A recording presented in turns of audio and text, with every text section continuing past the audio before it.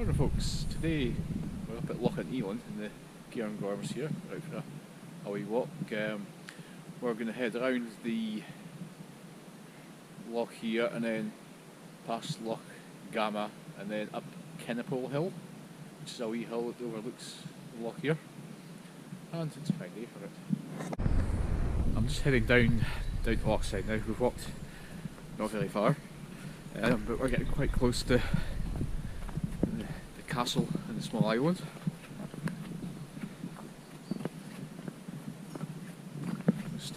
I'll just pan around and I'll just show you.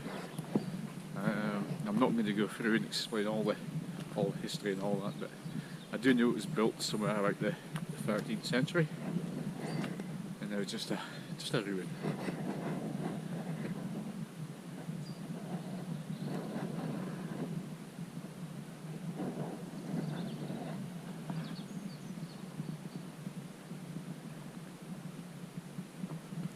Let's head along a bit further. That's a slightly different view. There we go.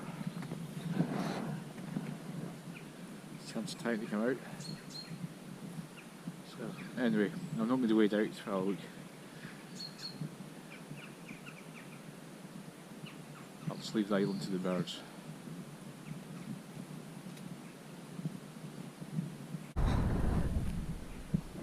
So we'll just head off now and we'll circumnavigate around part of the loch before we branch off along the next loch, and then we'll head up this little hill we're heading, and here's Lynn walking along behind me. So that seems like it's time to come out. Anyway, back on the path.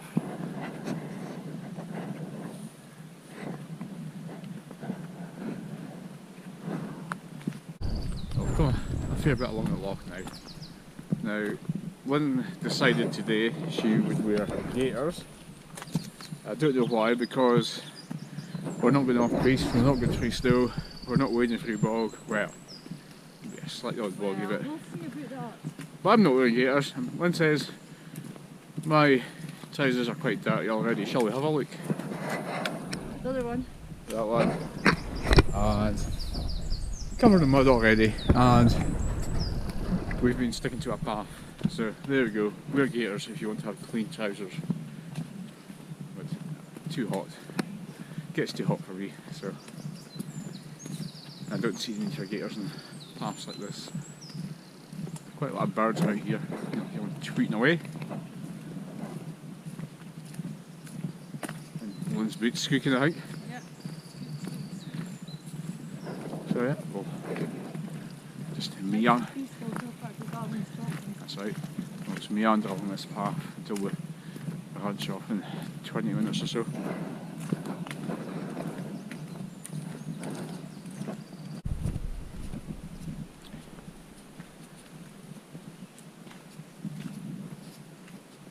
So now at this point we're branching off the circular path that goes around Loch Eilein, and we're now heading along this nice little single track path, which this is something I actually quite enjoy doing on my bike, going along here and around this next loch. It's a nice wee trail apart from the path at the head of the loch. It sort of disappears into a little quagmire for 100 metres, maybe not quite that far, but it's about a hike a bike, and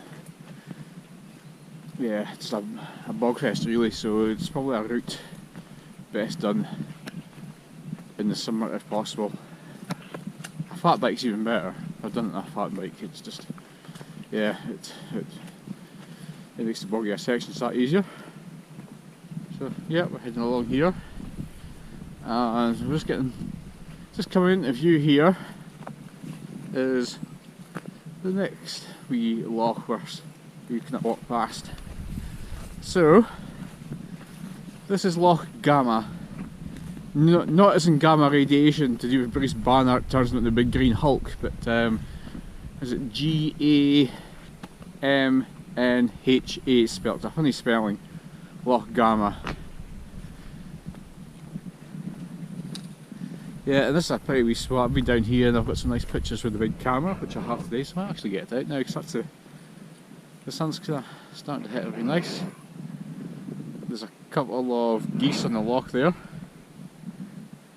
We'll hardly make that out, and then of course you've got the snow hills beyond in the distance. Very peaceful, very lovely. I don't know what this this structure is here. It's sort of half submerged in the loch. I don't know what it was for. No idea. Have you got any idea, Lynn, what this was for? It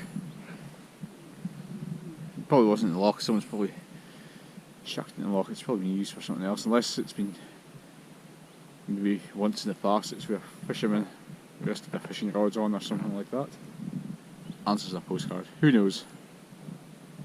But yeah, it's absolutely lovely here. So I'll maybe take some photographs. No, I don't know if I'm going to get the big camera out, but I'll certainly take a few on the phone. It's absolutely stunning, peaceful,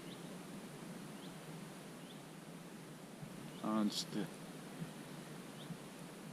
just the dulcet tones of me speaking here, and the birds, and that's it.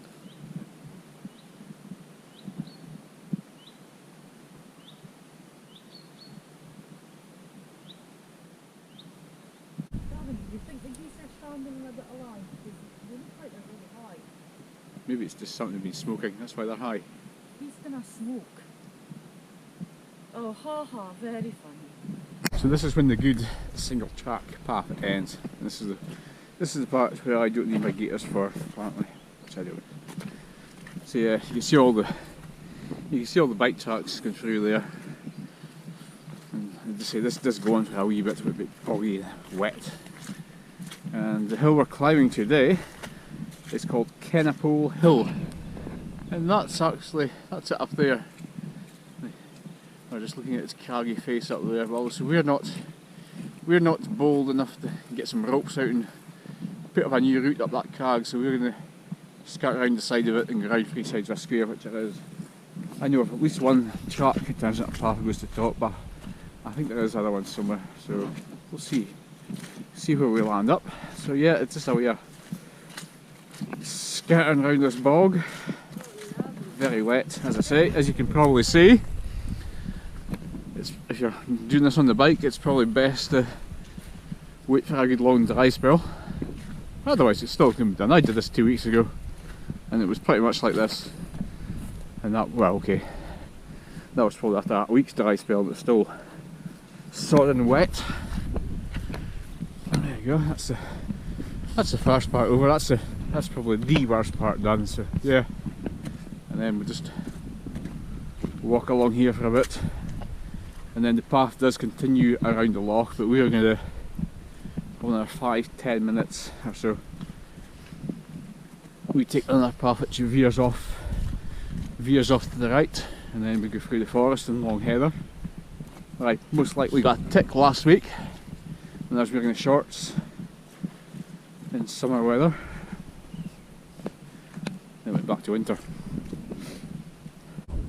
Right, that's us. At the break-off point in the path, which we are going along here. Here's Bogfest number 2 along the Lochside path, which we are avoiding this time. And it says here, for the Lochside path, it continues along the loch, but to the hill, we are heading this way. And one's negotiating our way around the deep peaty holes. This is the way I went on my bike 2 weeks ago, and I explored this route. It's a bit hike a bike in places, to be honest, but yeah, probably much better for walking.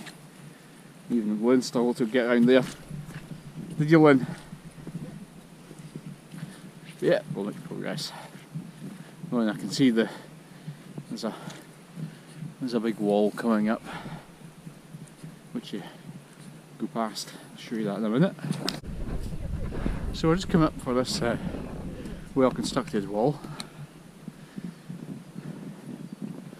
It turns up over the hill because last week I went along here, basically 3 sides of square, and backing up to the hill, and this wall doesn't run right over the summit of the hill, but not far away.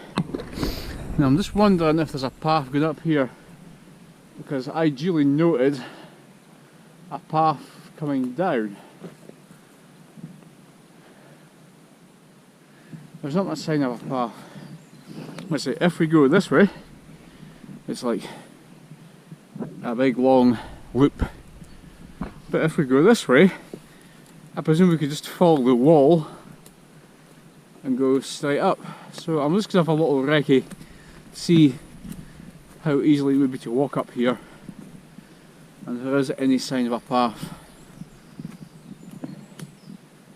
I think it's feasible. It does look like there's a lightly trodden path there, but it's hard to say. So the question is, do I go for it or do I take this path? So guess which way we took? Yeah, we thought to try this way up. And so far so good. We'll come down the other way. But I just thought, yeah, why not try this way? That's some old Scots pine ahead of us, just branching out everywhere. It's quite amazing. I have to get a photograph of this.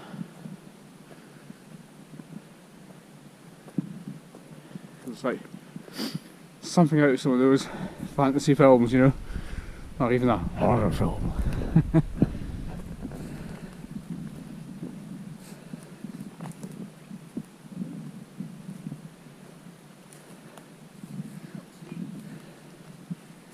And one says it's a cool tree.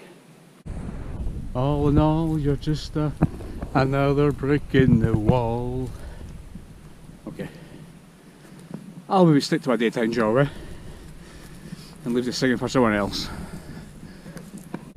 Well, my wee shortcut certainly worked out. This is where I came up on the bike 2 weeks ago, and then onto here, and then go up the top of the hill. This is where I should have actually left the bike as such, but no, I carried it over the dip in the dike along here, and then I sort of pushed my bike to the top, but it was a nice descent back down.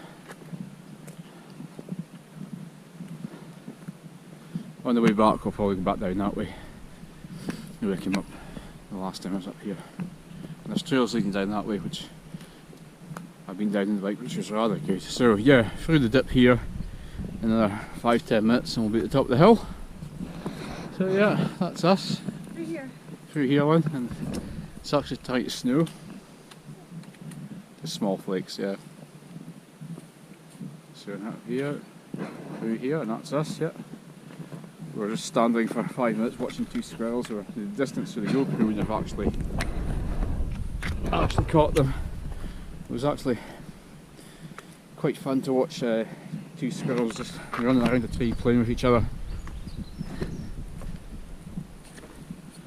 So yeah, the path now continues, this winds its way up here and then it stops the hill there. You get a cracking view over Loch Gamhna, and there's a big cairn at the top and a couple of plaques. I don't know what to say. Maybe we can try and read them this time. Oh, that's this. We've just arrived, or just arriving at the summit of Kennapole Hill in the Cairngorms. Just heading up to the top. Lynn's having a stop. And there's a great big cairn. I don't know what the story is. There's, as I say, there is a couple of plaques and things. I don't know what to say. And granite slab there, but that's probably so old it's unreadable. To her whose, I can't read it, and who steps with discriminating taste this little path from Loch Gamhna to the Cats something, and bound the crag of Cairngorms to its summit. This simple tablet is inscribed by a sincere and an affectionate friend. So I couldn't really read it all, but I'm going to have a look at the view. It depends on the light. I think you can see it better in the light actually. You can actually, but we'll go have a look at the loch first. The view's a stunning little viewpoint over Loch Eilein. There we go. Look at that, Loch Eilein. And then you're looking across there in the background, Kennapole Hill. Over there. Yeah, it's quite some. It's a Cairngorms hill actually. I could probably get a wee tent up in here somewhere. Did find a spot for that last week. I'm going to try and read that. I'm going to try and read this this plaque again, because in certain light you can see it much better. To her whose eye explored and whose steps marked with discriminating taste, this little path from Loch Gamhna to the cat something, and bound to the crag of, I'm not sure it's Craig or Kinradi or something like that, to its summit. This simple tablet is inscribed by a sincere and affectionate friend. At the top, I'm not sure. I'm not sure it's King Craig or what it is. It's a funny. It's Kennapole, and this is Kennapole Hill. So yes, that makes sense. Cat's Den. Cat's Den. Ah, there we go. That's what it says. From Loch Gamhna to the Cat's Den. There we go. So we've sussed it. Don't know what this plaque is here because that's long. I know it's something to do with the Duchess of. Is it Duchess of Bedford or something? I could be wrong. Completely wrong. So this is Bedford. And this is Bedford there. So yeah, that's it, folks. So yeah. AD, so after death, and then Roman numerals for the date. MDCCCXXXIV. You leave that one. That's just over my head. That one. We'll Google it. No, I'm not going to Google that. Anyway, so it's time for a little break, and we'll continue on our walk. Yeah, it's a cracking view, isn't it? This is the path I noticed last week, Lynn. There's a path going down here, look. Oh yeah. I was like, I thought we might see that from down the bottom, but not. Maybe that's where they're splitting the wall. Further down. Yeah, maybe that's where that. I'm going to go for a wee look. Okay. Oh, look at this. Look here. I don't think it's a day for the old Nikon big camera, so I'll just leave that firmly backed away and get the phone out, get more pictures. That's a stunning place.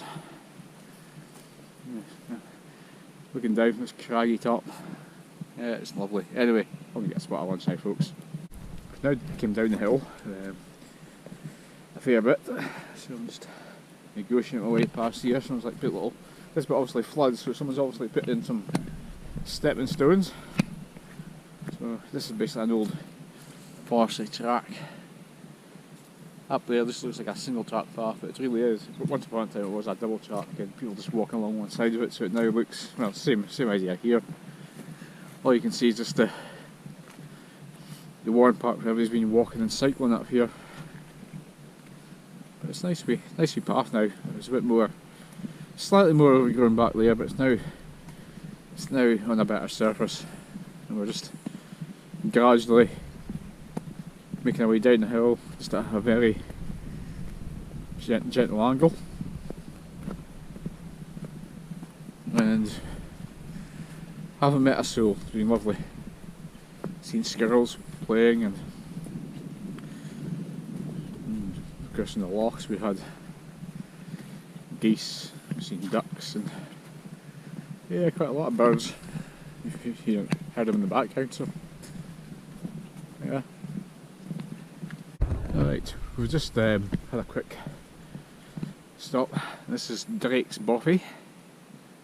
As you can see, it's nothing more than a tin shed. I think I'd rather camp outside. I'll have a quick look inside. It is just a shed. Here we go. Try to get in. You know what's happening door there, but anyway. Yeah. The floor's a bit skew with. So that's the bothy, a couple of bunks and a bench. Slightly different from what I remember last. The visitor's logbook. Some glasses. Toilet spade. Looks like that's been here for a long time. Oh look, we've got a light switch. Does it work? Oh, hey! How cool is that? And yeah, so that's it. Very coffee, but yeah. I'd probably be warm in the tent actually when I think about it. Yeah. This wasn't a foul night. Maybe quite well done actually. So yeah. Anyway, I've never stayed here, and I've got no intentions. I'd rather quite happily camp out there. So that's us. So for now, just slowly making our way back. Been up the hill. We're now kind of heading towards the other side of Loch Gamhna again, and then at this side of Loch, and then that path will just take us out to Loch Eilein, and we'll just walk around it back to the car. And it's starting to snow, sleet, hail, who knows. I don't think it's going to come too much. Yeah, it's actually been a fine morning. A bit cool, but yeah, it's been a nice walk so far. Yeah, it looks like it's just light hail. Lynn says this is why we wear gaiters, so we don't get wet feet on stream crossings. But look at the stream. It's only about like a couple inches deep. So there you go. This is why I don't wear gaiters. Yeah, just a... Like, look at your trouser legs though at the back. My trouser legs at the back. Minging. The other one's really minging. Yeah, they're only covered in that mud. But anyhow, that's nothing a washing machine can't sort. Yeah, but if you're in the middle of nowhere, if you're camping, do you really want that shit in your tent? No. No, I don't want that in my tent, but anyhow, I'd probably take my trousers off before. I'd put my long johns if I had, or... If your trousers outside the tent, where they're going to get all cold and No. put them on in the morning. No. No. No. You're not going to do that in the bottom of your sleeping bag, are you? Nope. Case closed. Okay, maybe if I was backpacking I might wear gaiters.